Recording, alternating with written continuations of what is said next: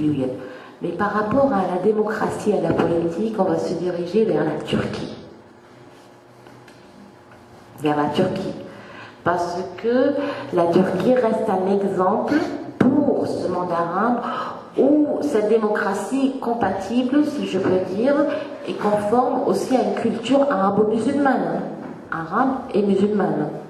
À une culture aussi méditerranéenne et musulmane. Alors, se dirige en Libye, je dirais qu'il se dirige plutôt vers ce système, où il y a un mélange. Après, bon, je parle de la base, hein, après, au sein de la Turquie même, comment ça se passe, mais moi je parle des exemples. L'exemple turc reste, pour cette jeunesse, l'exemple le mieux adapté à leur culture, où on peut facilement... autre chose en Libye, ce que je vois dans les discours de certains membres du Conseil national de transition, on parle de la laïcité. Laïcité. Ça par contre, al-Almaniya par exemple. La laïcité en Libye ou dans un pays arabe, quand on parle de laïcité, même en Égypte, moi j'ai vécu là-bas, quand on dit laïcité, c'est un rejet total d'une religion, de la religion. Alors, employer ce terme dans des moments comme ça me paraît très courageux quand même. Pour ou contre, je ne sais pas. Enfin, je veux dire, les gens, est-ce qu'ils sont vraiment pour ou contre ça, je ne peux pas le dire. Mais quand même, il y a ces nouveaux termes. Alors, voilà, c'est ce que... J'ai encore, non ? D'accord. Bon, alors c'est ça, en gros, ce que je peux dire sur la Libye, en attendant quand même... la liberté de ce peuple, et on va faire ce que le peuple libyen veut, la volonté doit s'installer du peuple libyen, et jamais de nos dirigeants. C'est terminé avec ça. Merci.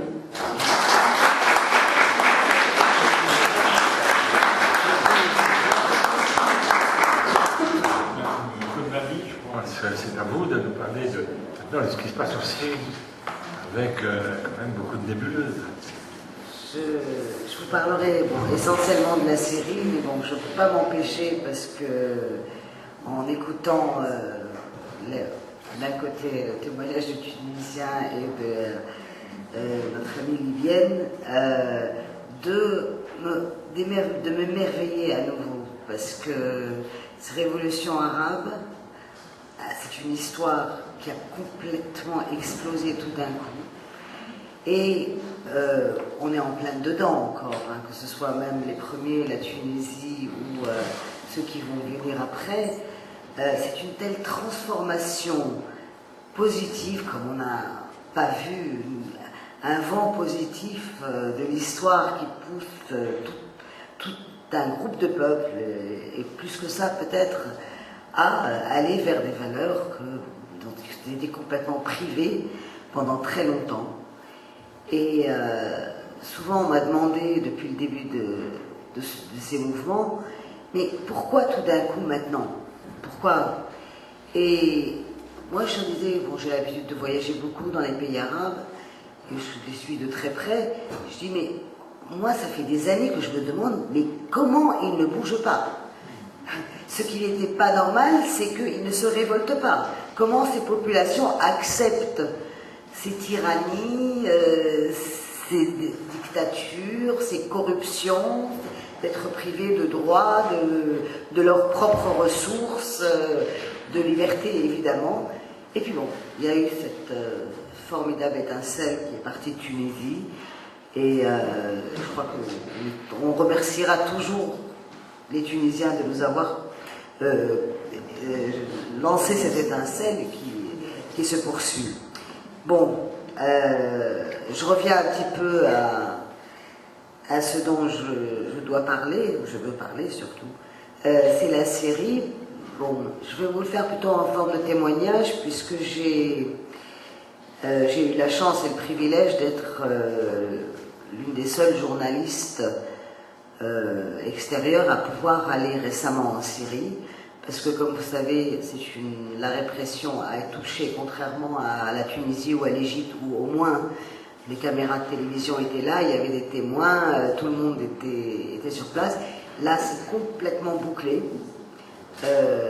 personne n'est autorisé à voir, aucune télévision, aucun journaliste, ni de presse écrite, ni de radio, ni de télé, ni arabe, ni international, ni quoi que ce soit, ne peut entrer. Bon, et j'ai profité donc de mes origines syriennes, n'ayant pas besoin de visa pour aller là-bas, et ayant de la famille bien sûr, pour aller en visite privée, et pouvoir revenir et écrire des reportages que j'ai publiés dans plusieurs journaux et magazines. Bon, on est dans une situation, on est en plein dedans, comme on dirait. Hein.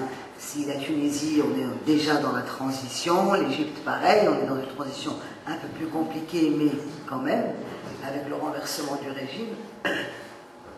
La Libye, j'espère, tire à sa fin aussi, on va y arriver. Bon, en Syrie, on est dedans, on ne sait pas du tout où ça va aller. La logique de l'histoire voudrait que, effectivement, ça suive les exemples tunisiens et égyptiens, mais pour l'instant, c'est un pays en pleine ébullition, où on a une confrontation assez spectaculaire entre des jeunes complètement démunis qui tiennent à faire une révolution complètement pacifique. Il n'y a pas eu un jet de pierre dans tout ça, face à un pouvoir, un régime, une dictature, d'une violence vraiment sans pitié, et qui a cru, parce que dans le passé, bon, c'est un régime, on a dit, ça fait depuis 63 que ce régime dictatorial est au pouvoir.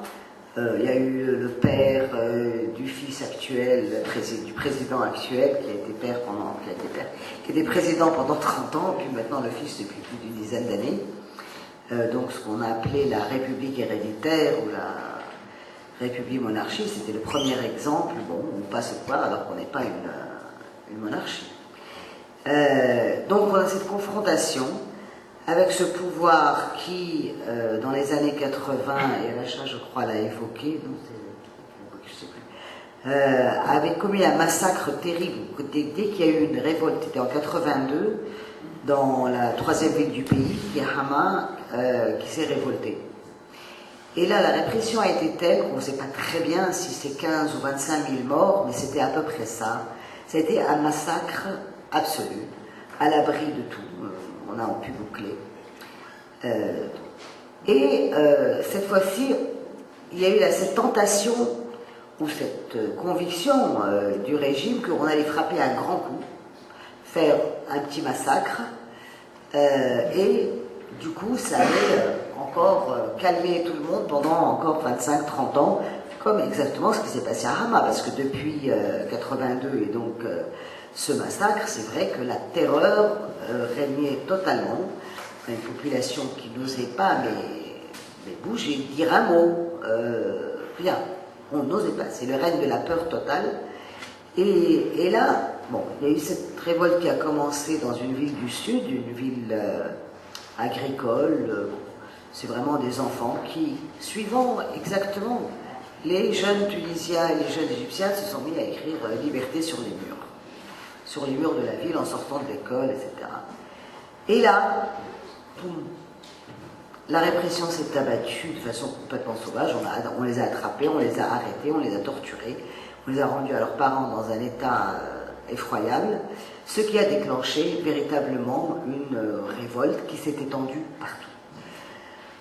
On a essayé de réitérer dans cette ville du sud de Darak le massacre.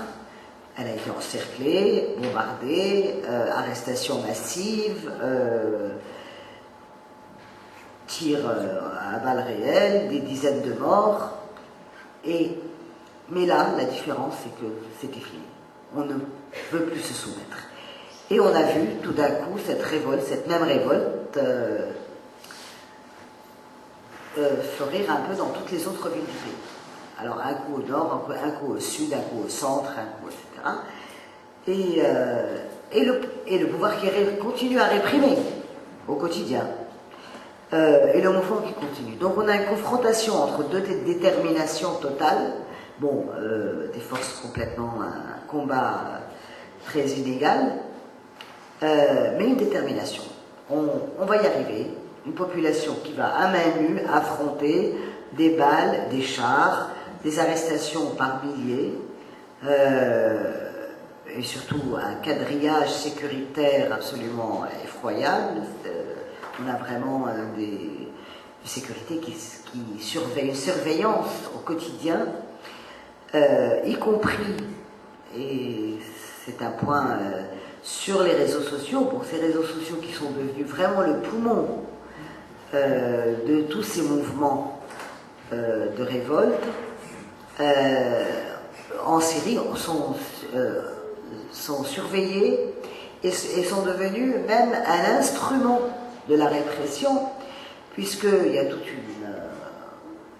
une armée d'indiques et de mouchards qui surveillent les Facebook.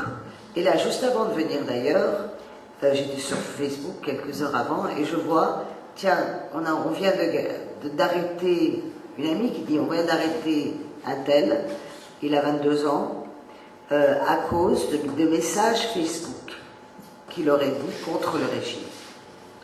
Donc on a ce jeu de la répression qui atteint partout. Bon, les téléphones sont surveillés, les mouvements des gens, la révolte qui n'arrive pas justement dans les grandes villes, dans la capitale Damas et à Alep, la deuxième grande ville du pays, c'est essentiellement à cause d'un quadrillage sécuritaire qui rend les choses impossibles. C'est-à-dire qu'il y a, si on est 1, 2, 3, celui du milieu, désolé, c'est un homme des renseignements. Il est là aussi bien pour surveiller que pour prévenir éventuellement un mouvement de colère ou un attroupement ou un rassemblement ou même une discussion politique qui est tout à fait inacceptable. Maintenant, bon, dans ce tableau noir, je suis paradoxalement optimiste, pas paradoxalement. On voit, je dis parce que on voit un régime qui a été tellement habitué à régner par la peur, face à une population qui, est vrai, est restée terrorisée pendant si longtemps, que devant le mur de la peur qui est tombé, ce pouvoir est complètement perdu. On les voit désorientés, ils ne savent plus. Comment on fait? On a essayé la terreur, ça ne marche pas. On a essayé de faire des cadeaux, parce qu'on a essayé de faire des cadeaux en négociant, on va augmenter les salaires des fonctionnaires de 15% par-ci, de 20% par-là. On va essayer de dire que, ah oui, il y avait un gouverneur corrompu dans telle ville, on va le faire sauter. Et rien ne marche. Et en même temps, c'est un régime qui n'a tellement pas l'habitude de gouverner autrement, qu'il continue sur la voie de la répression, voyant que c'est en train de servir à rien. Et surtout, ça appelle des sanctions internationales.